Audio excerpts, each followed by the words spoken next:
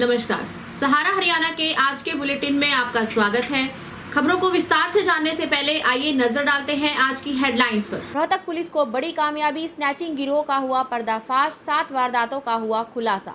डेरा बाबा बालकपुरी धाम में चल रही भोजन वितरण सेवा में पहुंचे गुरुग्राम विश्वविद्यालय के कुलपति डॉक्टर मार्कंडे आहूजा। कहा, नर सेवा ही नारायण सेवा। लॉकडाउन पार्ट 2 में आज से नियमों व शर्तों के साथ मिली कुछ क्षेत्रों में छूट। इंदिरा गांधी यूनिवर्सिटी मीरपुर के कुल सचिव रहे डॉक्टर मदन गोयल के निवास स्थान पर पहुंचे डेरा बाबा बालकपुरी के महंत करणपुरी। हरियाणा प्रदेश व्यापार मंडल के प्रदेशाध्यक्ष गुलशन डंग के नेतृत्व में व्यापारी मिले उपायुक्त से। कहा, लॉकडाउन के दौरान नहीं होनी चाहिए किसी प्रकार की छूट। श्रीमद शंकरा स्वामी विश्वदेवानंद तीर्थ धर्मार्थ ट्रस्ट जरूरतमंदों के लिए चला रहा विभिन्न योजनाएं, जिनमें लॉकडाउन के दौरान डिजिटल माध्यम से शिक्षा ग्रहण कर रहे हैं छात्र और छात्राएं। जुलाना में आरती व प्रशासन आमने सामने, अनाज मंडी में नहीं होने दी गेहूं की खरीद। उचाना में आड़तियों ने की सरकार व प्रशासन के खिलाफ नारेबाजी। खबरें अब विस्तार से। रोहतक पुलिस ने स्नैचिंग गिरोह का पर्दाफाश करते हुए 6 युवकों को हिरासत में लिया। पकड़े गए आरोपियों से पुलिस ने 7 वारदातों का खुलासा किया। गिरोह में एक नाबालिग युवक सहित 10 युवक शामिल हैं। नाबालिग युवक सहित 6 युवकों को काबू कर लिया गया है। 4 युवक न्यायिक हिरासत में जेल में बंद हैं। पुलिस मामले की गहनता से छानबीन कर रही है। रोहतक जिले में लगभग पिछले 1.5 2 महीने से काफ़ी वारदातें हमारी हो रही थी पैसे की, स्नैचिंग की, जो कि अपनी हमारी अनाज मंडी है जहाँ पे, वहाँ फिलहाल सब्जी मंडी लगी हुई है। लोग बाग आया करते थे और वहाँ पे रोज़ हमारे पास शिकायत आया करती थी कि 3-4 लड़के आते हैं और वो गला दबा करके और पैसे खोज लेते हैं। अकेले आदमी को देख करके उसकी जेब से पैसे निकाल लेते थे। इस बारे मैंने अपने रोहतक जिला एसपी श्री राहुल शर्मा जी का, जिस पे फिर CIA 2 आज़ाद के नेतृत्व में और CIA 3 ABD स्टाफ हमारे इन दोनों को टीम तैयार करेगी इनकी, और इनकी टीम के अंदर सबसे पहले 18 तारीख को CIA 2 में इंचार्ज आज़ाद सिंह ने जो है 6 लड़के इसके अंदर गिरफ्तार किए हैं। वीरेंद्र, अंकित, सचिन और विजय और दीपक, ये वो 18-19 तारीख में गिरफ्तारी की गई इनकी। इनसे हमें 6 वेपन बरामद हुए हैं और 3 जिंदा कारतूस इनसे बरामद हुए हैं। उसके बाद CIA की टीम जो हमारी ABD स्टाफ है, इन्होंने 5 लड़के बाद में पकड़े हैं। कालू, सुनील एलिस कालू, एक जॉन्टी एलिस सारस, प्रिंस और साहिल। और इन लड़कों ने, एक में अमन नाम का लड़का है, इस 5-6 लड़के हैं। इनका यही काम था कि वारदातें करना, पैसे स्नैच करना, जिनके हमारे कम 7 मुकदमे हमारे पास इनके पहले से दर्ज हैं। और फिलहाल इनको मुकदमे में गिरफ्तार करके 2 दिन का रिमांड लिया गया है।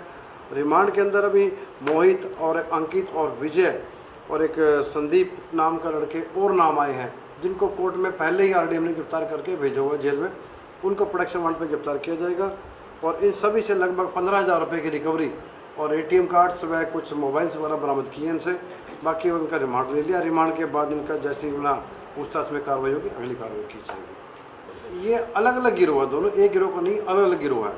और ये इनसे जब पूछताछ की, मैं खुद जाकर के CIA में जाकर के पूछताछ करके आया था इन सभी से। पूछताछ के दौरान इनसे बातें साबित होती थी कि ये सारा जो पैसा लूटपाट करते थे, ये नशा वगैरह करते थे। हमारे नशे के कारोबार में जो पहले से संलिप्त है, यहाँ पे पंजाब की निहालो देवी वगैरह भी है। तो आज सुबह उसके घर पे भी हमने रेड करी है। रेड करने के बाद हमारी CIA 2 से आज़ाद सिंह व CIA 3 हमारे जो है अपना जो इंचार्ज हैं, वो इसमें रेड पे थे। और हमने करीबन 100 मुलाजिम हमने लाइन से लिए, लेडी कांस्टेबल्स वगैरह साथ में ली। इन दोनों की अध्यक्षता में हमने टीम तैयार करके लगभग 4,74,000 रुपये उसके घर से बरामद हुए हैं, जिसमें उसके खिलाफ मुकदमा दर्ज कर दिया है। अगली तफ्तीश की इस घड़ी में कोई भी इंसान भूखा ना रहे, इस मुहिम को निरंतर जारी रखते हुए डेरा बाबा बालकपुरी धाम में रोटी डे संस्था द्वारा जरूरतमंदों के लिए शुरू की गई लंगर सेवा में आज गुरुग्राम विश्वविद्यालय के कुलपति व नेत्र रोग विशेषज्ञ डॉक्टर मार्कंडे आहूजा पहुंचे। डॉक्टर मार्कंडे आहूजा ने जरूरतमंद लोगों के लिए हो रहे भोजन पैकिंग में अपनी सेवा दी।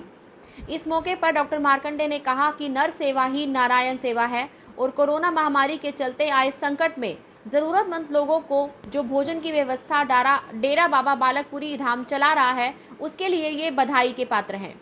उन्होंने जी आज बहुत अच्छा लगा बाबा बालकपुरी के यहाँ पर आकर, और बाबा करणपुरी जी का आग्रह था तो मैं इसलिए यहाँ पर पहुँचा और देखकर बहुत आनंद आया कि लोग proper social distancing, proper hygiene maintain करके लोगों तक खाना पहुँचा रहे हैं। ये एक बहुत बड़ी व्यवस्था है और मैं ये समझता हूँ कि रोटी तो आप सब लोग पहुँचा ही रहे हैं, जैसे आपने बात की, तो शारीरिक स्वास्थ्य की तो सब लोग ध्यान दे ही रहे हैं, मानसिक स्वास्थ्य, सामाजिक स्वास्थ्य और आध्यात्मिक स्वास्थ्य, इनका भी मिलना चाहिए। और बाबा जी जैसे संस्थाएं तो सभी तरह का मनोबल बढ़ाती हैं व्यक्ति का, सभी तरह के स्वास्थ्य की चिंता करती हैं, सत्संग के लिए सामाजिक काम करते हैं बाबा जी, अध्यात्म के प्रवचन देते ही हैं।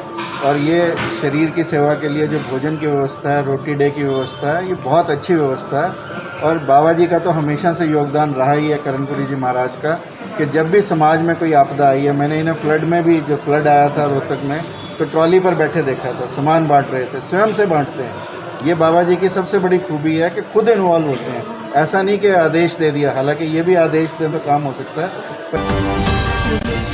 लॉकडाउन पार्ट 2 में आज से सरकार ने कुछ नियमों व शर्तों के अनुसार लोगों को कुछ राहत दी है, लेकिन कई जगह पर लोगों की आवाजाही देखने को मिली जो एक चिंता का सबब बन सकती है, क्योंकि एक छोटी सी चूक ही बड़ी मुसीबत का सबक ना बन जाए। लोगों को चाहिए कि सरकार ने जिन क्षेत्रों में जो भी नियमों के तहत छूट दी है उसकी पालना की जाए। वहीं पुलिस प्रशासन भी लॉकडाउन को कामयाब बनाने के लिए कोई कसर नहीं छोड़ रहा। लोगों से पूछताछ भी की जा रही है और उनके बाहर निकलने का कारण भी पूछा जा रहा है।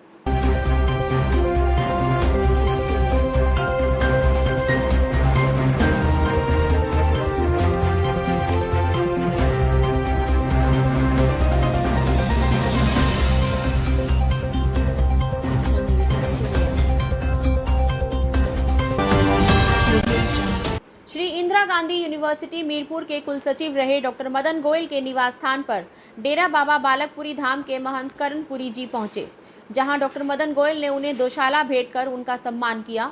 डॉक्टर मदन गोयल ने कहा कि डेरा बाबा बालकपुरी धाम महंत करणपुरी के सानिध्य में सामाजिक कार्य की एक मिसाल कायम किए हुए है।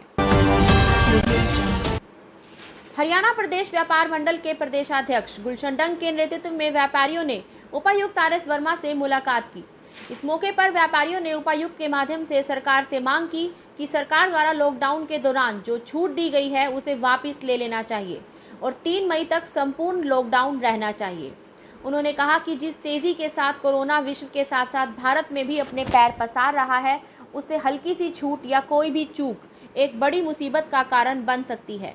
उन्होंने कहा कि उपायुक्त ने उन्हें आश्वासन दिया है जिससे उनकी बात सरकार तक पहुंचाई जाएगी। मैं गुलशन डंग, जिला प्रधान हरियाणा प्रदेश व्यापार मंडल रोहतक, आज कोरोना के इस क्रूर काल के अंदर जो एक समस्याएं, जो वैश्विक समस्याएं हैं, उसके समाधान हेतु भारत सरकार और हरियाणा सरकार जो कदम उठा रही है, उसी के तहत आज जो गाइडलाइंस इश्यूज़ हुई हैं, क्योंकि हम ट्रेडर्स कम्युनिटी से संबंध रखते हैं, तो जो गाइडलाइंस आई हैं उनके ऊपर डिस्कस करने के लिए, सेकंड, इस लॉकडाउन के अंदर एक सिक्योरिटी एक बहुत बड़ा मुद्दा है व्यापारियों के लिए, उसके लिए और अन्य कई चीज़ें जिनमें अभी कोई एक स्पष्ट जो गाइडलाइंस आई हैं, व्यापारी उसमें काफ़ी भ्रमित हैं, क्या खुलना चाहिए और क्या नहीं खुलना चाहिए। इसी के मतलब आज हम उपायुक्त महोदय से मिलने आए हैं और जो भी हम व्यापारी वर्ग समाज के लिए कुछ कर सकते हैं, एक पॉजिटिव तरीके से समाज को कुछ दे सकते हैं, इस समाधान के लिए प्रशासन और व्यापारी मिलकर कदम से कदम मिला के समाज की और देश की सेवा कर सकें, इसके लिए हम आज उपायुक्त महोदय से मिलने आए। श्रीमद शंकरा स्वामी विश्वदेवानंद तीर्थ धर्मार्थ ट्रस्ट आपदा की घड़ी में समाज हित में अपनी अहम भूमिका निभा रहा है, चाहे वो राशन वितरण हो, मास्क या सैनिटाइजर बांटने का काम हो या फिर हेल्थ चेकअप शिविर हो। इसी कड़ी में ट्रस्ट संचालक डॉक्टर गोपाल ने आज मानवता को समर्पित एक नई पहल आपके सहयोग से मिले समाज को बेहतर कल के स्लोगन के तहत भाजपा कार्यालय, उपायुक्त कार्यालय, पुलिस अधीक्षक व सिविल सर्जन कार्यालय में फुल बॉडी सैनिटाइजर भेंट किए।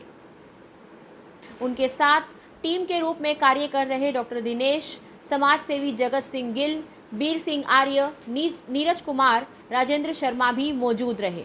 मैं डॉक्टर गोपाल किशन, श्रीमद शंकर स्वामी विश्वदेवानंद तीर्थ धर्मार्थ ट्रस्ट की तरफ से हम कोरोना वायरस आपदा में एक ऐसी बीमारी है जिसके लिए हमारी ट्रस्ट ने कई ऐसे अभियान चलाए हैं जो लोगों तक हमने पहुँचाए हैं। उसी अभियान की एक श्रृंखला में हमने एक हस्त मुक्त सैनिटाइज स्टैंड का निर्माण करके जो अब हम सभी संस्थाओं को और ऑफिस में देना चाहते हैं, उसकी जो पहल है हम भाजपा ऑफिस में भाजपा जिला के अध्यक्ष श्री अजय बंसल जी के द्वारा इसका हम शुभारम्भ करवाएंगे। और ये जो छूने की बीमारी है, जो एक जने की छूने से हज़ारों को टच होने से छूने से जो बीमारी फैलती है, हमारी ट्रस्ट ये कहती है कि ये बीमारी से हम मुक्त अगर होना चाहते हैं तो क्यों ना एक ऐसा साधन बनाया जाए जो बगैर छुए ही हम स्वस्थ रहें। तो इसलिए जो हमने स्टैंड एक जो निर्माण किया है, जो हम एक जागरूक करने के लिए आज जो हम पेश कर रहे हैं, वो यानी कि ऐसा स्टैंड है जो पैर के द्वारा उसको प्रेस करो और हाथ में आप सैनिटाइज आएगा, उस यानी कि वॉश करके हम कहीं भी जा सकते हैं। निश्चित कोई टचिंग नहीं होगी, कोई बीमारी नहीं होगी और कोरोना जैसे भयंकर बीमारी से हमें बचाया जा सकता है। इस कड़ी को हम आगे डीसी ऑफिस में, एसपी ऑफिस में और भी कई बड़ी संस्थाएं हैं जहां पर हम इस स्टैंड को देना चाहेंगे। चीन में लॉकडाउन के चलते छात्र अब डिजिटल माध्यम से शिक्षा ग्रहण कर रहे हैं। शिक्षा निदेशालय के आदेशों के पश्चात अध्यापक व प्राध्यापक व्हाट्सएप ग्रुप या वीडियो कॉल के द्वारा शिक्षा दे रहे हैं। छात्र व अभिभावकों ने कहा कि उन्हें इसमें किसी भी प्रकार की कोई परेशानी नहीं हो रही है। आज इसी विषय को लेकर जींद के कुछ छात्रों से बातचीत की गई तो उन्होंने बताया कि वे अपने घर पर रहकर लॉकडाउन का पालन करते हुए बगैर किसी व्यवधान के शिक्षा ग्रहण कर रहे हैं और उन्हें किसी भी प्रकार की परेशानी नहीं आ रही है। जैसा कि आप सभी को पता है कि 24 मार्च से लॉकडाउन शुरू हो चुका है। मोदी जी ने इसका हमें निर्देश दिया था। पहले ये लॉकडाउन था हमारा 21 दिनों के लिए 14 अप्रैल तक। अब इसको आगे 3 मई तक एक्सटेंड कर दिया गया है, इसको आगे बढ़ाया गया है कि ताकि ये कोरोना से बच सके। तो शिक्षा निदेशालय ने हमें निर्देश दिए हैं कि हमें बच्चों को पढ़ाना है और हमें उनको डिजिटल ऑनलाइन क्लासेस देनी है कि हम इससे बच्चों का भी नुकसान ना हो और लॉकडाउन का भी साथ साथ इसका पालन हो सके। तो हम इसके द्वारा क्या करते हैं, हमने ग्रुप बना रखे हैं क्लास वाइज कि जैसे हमारे पास 9 से 12 है या कोई भी टीचर जो भी जिस क्लास को पढ़ा रहा है तो उसने अपनी क्लास से रिलेटेड ग्रुप बना रखे हैं। अब जैसे हमने 10th क्लास का ग्रुप बनाया है तो उसमें जो 10th क्लास को जितने भी टीचर पढ़ाते हैं हर सब्जेक्ट को, कोई भी सब्जेक्ट हो गया तो उन सभी टीचरों को ऐड कर रखा है। जुलाना में अनाज मंडी में आड़ती और प्रशासन आमने सामने रहे, जिस कारण अनाज मंडी में गेहूं की खरीद नहीं हो पाई। मंडी में आई गेहूं की ट्रॉली नहीं उतरने दी और विवाद बढ़ता देख जींद से डीएसपी कप्तान के साथ पुलिस फोर्स मौके पर पहुंची। साथ ही मौके पर एसडीएम जींद ने आकर आड़तियों से बातचीत की, लेकिन कोई समाधान नहीं हो पाया। इस दौरान जींद से आए प्रशासन के अधिकारियों से बातचीत के दौरान आड़तियों ने सरकार और जींद प्रशासन के खिलाफ जमकर नारेबाजी की और मंडी गेट से ही आई हुई गेहूं की ट्रैक्टर ट्रैली वापस मंडी से बाहर कर दी गई। जींद से जयवीर सिंधु की रिपोर्ट। अब जाता है हम जोड़ के कमा साहब आपसे 20 में ना बोलो यार, गाड़ी लियो जेल में बंद कर दो ते जान से मर जावा। ये ट्रैली भीतर नहीं जाओगी नहीं तोलेंगी। हरियाणा सरकार जींद सरकार, हरियाणा सरकार, कटर सरकार, हरियाणा सरकार हमसे टकराएगा।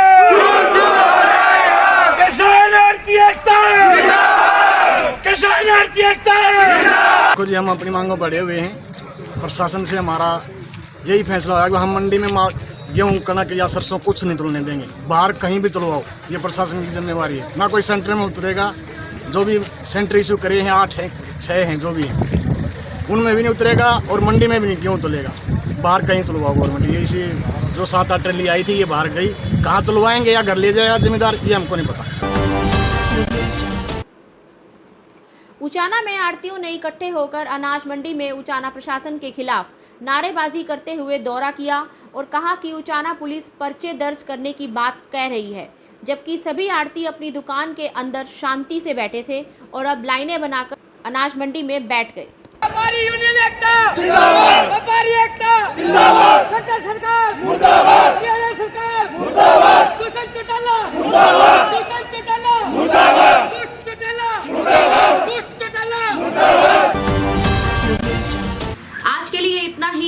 सहारा हरियाणा के इस खास बुलेटिन में आपसे मुलाकात होती रहेगी। तब तक के लिए सतर्क रहिए, स्वस्थ रहिए। धन्यवाद।